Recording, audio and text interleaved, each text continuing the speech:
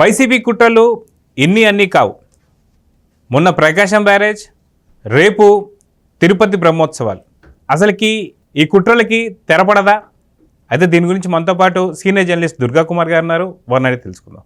Sir నమస్తే.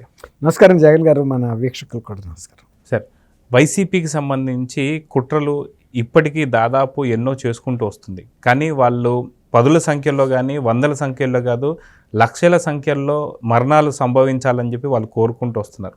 మొన్న చూసుకుంటే మనం ప్రకాశం బ్యారేజ్ ఇక్కడ బోట్లతో గుద్దించి లక్షలాది మందిని చంపాలని చూశారు. రేపు 4వ తారీఖు నుంచి, వచ్చే నెల 4వ తారీఖు నుంచి 9 రోజుల పాటు జరిగే బ్రహ్మోత్సవాలు ఏవైతే ఉంటాయో తిరుమల తిరుపతి దేవస్థానానికి సంబంధించి, అక్కడ విష సర్పాలని పంపించి లక్షల్లో ప్రాణాలు కొల్లగొట్టాలని చూస్తున్నారు. సో ఈ కుట్రలకి తెరపడదా అంటే ఏం చెప్తారు? గతంలో ఇలా రాజకీయ లబ్ధి కోసం ఇంత మారణ హోమం సృష్టించడం అనేది ఎప్పుడు ఏ రాజకీయ పార్టీలకి, నాయకులకి అసలు ఆలోచనలు వచ్చాయి కాదండి.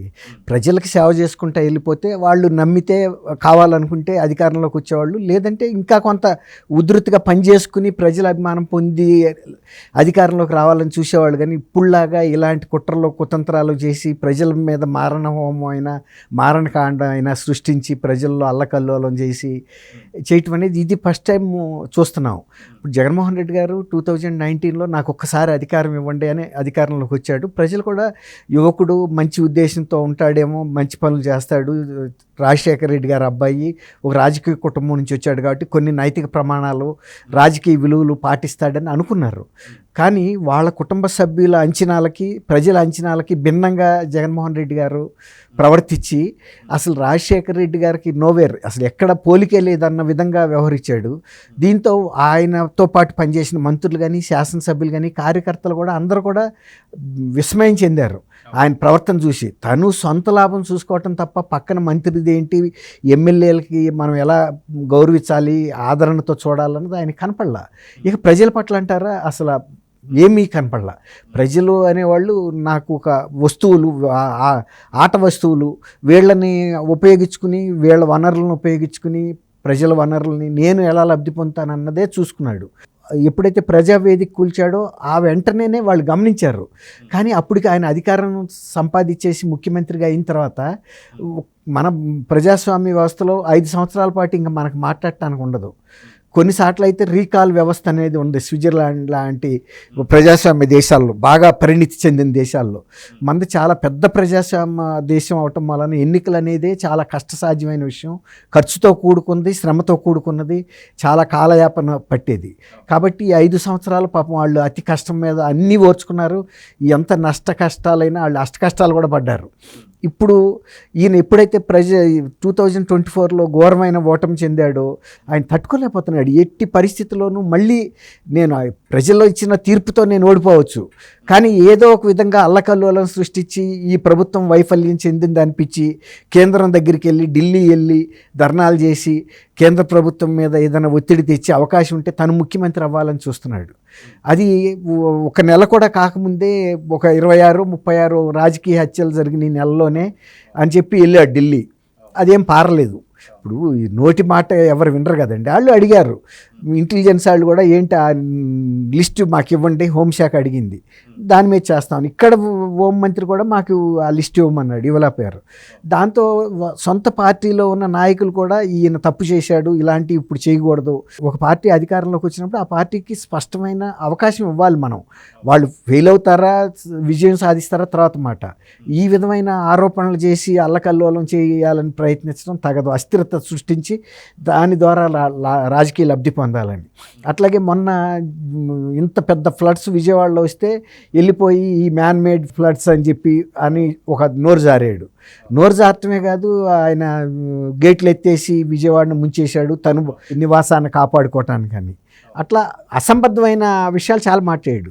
తర్వాత అంత పెద్ద ఫ్లడ్స్, ఒక 120 సంవత్సరాల్లో కృష్ణానదికి రానంత ఫ్లడ్స్, దాదాపు 12 లక్షల క్యూసెక్ ఫ్లడ్ వచ్చి ప్రకాశం బ్యారేజ్ ఎప్పుడో 80 ఏళ్ళ నాడు కట్టిన బ్యారేజీ అసలు ఉంటుందా పోద్దా అన్న దశలో వాటి మీదకి ఇసుక నింపిన పడవల్లో వదిలాడు. అవి ఇంకా ఈ 3 నెలల నుంచి చంద్రబాబు నాయుడు గారు ఇసుక దీంట్లో దందాలో ఉపయోగపడుతున్నాయి అని కూడా ఆయన చెప్పాడు.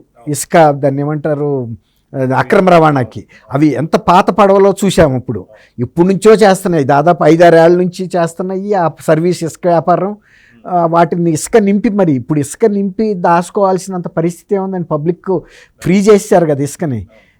వాటిని అవి వదిలితే అవి గనక పిల్లర్లకు గనక తగిలినా, లేకపోతే ఫ్లడ్ గేట్స్కి తగిలినా తీవ్రమైన, ఇప్పుడు మీరు అన్నట్టు కొన్ని లక్షల మంది, అటు గుంటూరు జిల్లాలోనూ ప్రమాదం జరిగేది, కృష్ణా జిల్లా, 2 లంకే కాదండి, మాది కృష్ణా జిల్లానే, మాది కృష్ణా నది ఒడ్డున నాగాయలంక విలేజ్. మాకు ఫ్లడ్స్ పరిస్థితి మాకు బాగా తెలుసు, చిన్నప్పటి నుంచి చూస్తున్నాం, 65 ఏళ్ళు ఇప్పుడు నాకు. అవి కనుక కట్టలు తెగిపోయి ఉంటే, అంటే ఇప్పుడు పులిగడ్డ దగ్గరికి వచ్చేటప్పటికి 2 పాయలుగా చేలుతుంది కృష్ణా నది అండి. అక్కడి వరకు ఒకటే పాయిగా ఉంటుంది. అది గుంటూరు జిల్లాకి ఇటు కృష్ణా జిల్లాకి ఒరుసుకుని ప్రవహిస్తుంది. ఆ 12 lakhs రావటం అనేది 11 lakhs దాటేనే తీవ్ర ప్రమాదం. కిందటిసారి 11 lakhs దాటినప్పుడే రేపల్లె ఆ ఏరియా మొత్తం గండ్లు పడి మునిగిపోయింది, రేపల్లె టౌన్ ఇంకా చుట్టుపక్కల ఊళ్ళన్నీ. ఎక్కడ పడినా కూడా అది చాలా తీవ్రమైన పరిస్థితి అయ్యేది. ఇప్పుడు అది హంసల దీవి అని కోడూరు దగ్గర ఒక పాయి కలుస్తుంది, గొల్లల మోతాన్ని ఇటు నాగాయలంక దిగువన ఒకటి కలుస్తుంది.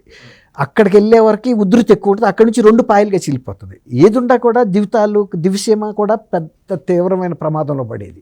అదృష్టవశాత్తు అది ఒక కౌంటర్ వెయిట్కి తగిలింది. అది తీయటానికి కూడా ఎంత కష్టమైనదో మీరు చూశారు. అసలు ఫ్లడ్ తగ్గిపోయిన తర్వాత వాటిని ఈజీగా తీయగలిగే పరిస్థితి ఉంటుంది, కానీ అంత బరువుగా ఉండటం, వాటిని ఏమీ చేయలేక కట్టర్స్ని తీసుకొచ్చి చాలా ప్రజాధనం వృధా అయింది. దాన్ని కట్ చేయటం చిన్న మాట కాదండి, అది పెద్ద ఇంజనీరింగ్ ఫీట్. మళ్ళీ అంటే నేను ఎందుకు చెబుతున్నా అంటే, అట్లాంటి దుష్ట పని చేయటం అనేది ఒక రాజకీయ పార్టీకి తగదు. అట్లాగే ఇప్పుడు మీరు చెప్పారు, తిరుపతి బ్రహ్మోత్సవాలు కొన్ని లక్షల మంది ప్రజలు హాజరవుతారు. కర్ణాటక నుంచి, తమిళనాడు నుంచి, ఆంధ్రప్రదేశ్, కొంతమంది ఉత్తర భారతదేశం వాళ్ళు కూడా వస్తారు. 9 రోజులు జరుగుతాయి. అలాంటప్పుడు అక్కడ ఏదన్నా చిన్న అలజడి సృష్టించే జరిగే తొక్కిసలాట్లో చాలామంది చనిపోతారండి. ఇప్పుడు కేంద్ర ఇంటెలిజెన్స్ రిపోర్టు వాళ్ళు ఏమిచ్చారంటే, ఒక రాజకీయ పార్టీ వైఎస్ఆర్సీపీ వాళ్ళు అక్కడ ఏదన్నా అలజడి సృష్టించడం, అంటే విషపాములు అక్కడ వదలటం, పాము అనగానే తొక్కిసలాట. ఈ మొన్న మధ్య నార్త్ ఇండియాలో కూడా ఒక స్వామీజీ ఒక భక్తుల సమావేశంలో ఎంతమంది చనిపోయారు, 100 మంది చనిపోయారు, తొక్కిసలాట జరిగి. అలాంటి అలజడి సృష్టించే అవకాశం ఉందని స్టేట్ ఇంటెలిజెన్స్ చెప్పలేదు, కేంద్ర ఇంటెలిజెన్స్ చెప్పింది. అవి కొన్ని మీడియాల్లో కూడా వచ్చినాయి, ప్రసారం వచ్చినాయి, చూసాం. కాబట్టి మరి కేంద్ర ఇంటెలిజెన్స్ వాళ్ళు ఇచ్చిన నివేదిక మనం కొట్టేయటానికి కూడా వీలు లేదు. దానికి కఠినమైన తీసుకోవాలి, అంటే చర్యలు తీసుకోవాలి. రెండోది, ప్రజలు కూడా ఇలాంటి ఏదైనా రూమర్స్ సృష్టించి అక్కడ ఏదైనా అలజడి సృష్టించేటప్పుడు కూడా ప్రజలు కొంచెం స్థితప్రజ్ఞతతో మెలగాలి తప్ప తొందరగా ఇట్లాంటి కుట్రలకు బలి కాకూడదు. తర్వాత పోలీసులు కూడా ఎప్పటికప్పుడు మైకుల్లో చెప్పటం, వాళ్ళని గైడ్ చేయాలి. ప్రజలు కూడా గమనంలో పెట్టుకోవాలి. ఇలాంటి ఏమైనా వదంతులు వ్యాపింపజేయటానికి చేసినప్పుడు ఏమీ కాదు, ఇది కావాలని చేస్తున్నారు, మనం తొందరపడకూడదు అని ఎవరి కాళ్ళు కూడా నియంత్రించుకోవాలి. అంతేగాని వాటి బలి కాకూడదు మనం అట్లాంటి వాటికి. అయితే గతంలో చూసుకుంటే వీళ్ళ తండ్రి అయినటువంటి రాజశేఖర రెడ్డి గారు కూడా ఈ 7 కొండలు ఏదైతే ఉందో, ఈ 7 కొండలపైన ఒక కొండపైన చర్చి కట్టాలని సంథింగ్ ఏదో ఆలోచిస్తున్నారని చెప్పేసి అయితే వార్తలు వచ్చాయి. వార్తలు వచ్చిన కొద్ది రోజులకే ఆయన మరణించాడని చెప్పి ఇది ఎక్కువ బాగా వెనికిడిలో ఉంది. సో తిరుపతి దేవస్థానం పైన ఎవరు కూడా దాని గురించి ఆలోచించకూడదు అనేటువంటిది అప్పుడే అర్థమైంది. కానీ ఎందుకని బేఖాతరు చేస్తూ జగన్ ఇలాంటి ఆలోచనలు చేస్తున్నాడు? జగన్ పరిస్థితి లేదా భవిష్యత్తు ఏం కాబోతుందంటే ఏం చెప్తారు? ఇప్పుడు అధికార దాహం ముందు ఇవన్నీ మనం మామూలు వాళ్ళు మాట్లాడుకునే మాటలండి. అధికార దాహం అనేది అంత విధి చేయిస్తుంది అన్నమాట ఎవరినైనా. ఇప్పుడు మీరు అన్నారు, అది ఎప్పటి నుంచో కొన్ని యుగాల నుంచి ఉన్న వెంకటేశ్వర స్వామికి సంబంధించిన 7 కొండలు అనే పేరే కదండి. అందులో ఏదో చెయ్యాలని అప్పుడు చాలా రూమర్స్ వచ్చినాయి. పంచభూతాలు కూడా ఆయన మీద పగబట్టినాయి.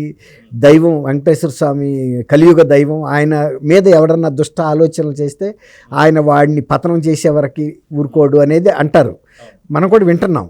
మరి కొన్ని ఉదంతాలు కూడా చూపిస్తున్నారు. ఇప్పుడు అట్లాగే వాళ్ళు ఏమనుకుంటారంటే, దేవుంది, మనం అంతకన్నా పెద్దవాళ్ళం, మనం ఇలాంటి సృష్టించి అధికారం పొందుతాము. అధికారం పొందిన తర్వాత మనం రకరకాల వేషాలు వేసుకుని అదే దేవుడి దగ్గరికి కూడా వెళ్తాము. అంటే దేవుడికి అంత దివ్య దృష్టి ఉండదు, లేకపోతే మనం చేసే దుష్ట ఆలోచనలు మన మైండ్లోది ఆయనకి ఎట్లా కనపడుతుంది అనే ఒక ధైర్యం ఉంటుంది కదండి.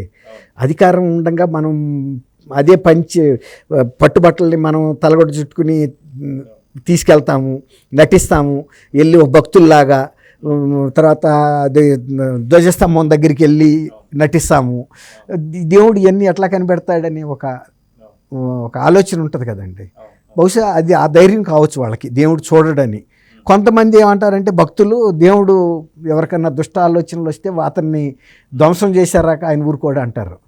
మరి ఎవరి ధైర్యం వాళ్ళకు ఉంటుంది కదా. అవును అవును. సో చూద్దాం సార్, ఖచ్చితంగా జగన్ ఇలాంటి తప్పుల మీద తప్పులు చేసుకుంటూ వెళ్తున్నాడు. కానీ కలియుగ దైవం అయినటువంటి యొక్క వెంకటేశ్వర స్వామితో పెట్టుకుంటే మాత్రం ఏమైంది అనేది వాళ్ళ తండ్రి గురించి అయితే తెలిసింది. బట్ అది కూడా తెలుసుకోవాలని చెప్పేసి అయితే కోరుకుందాం. నమస్తే. నమస్కారం జగన్ గారు, మన వీక్షకులు కూడా నమస్కారం.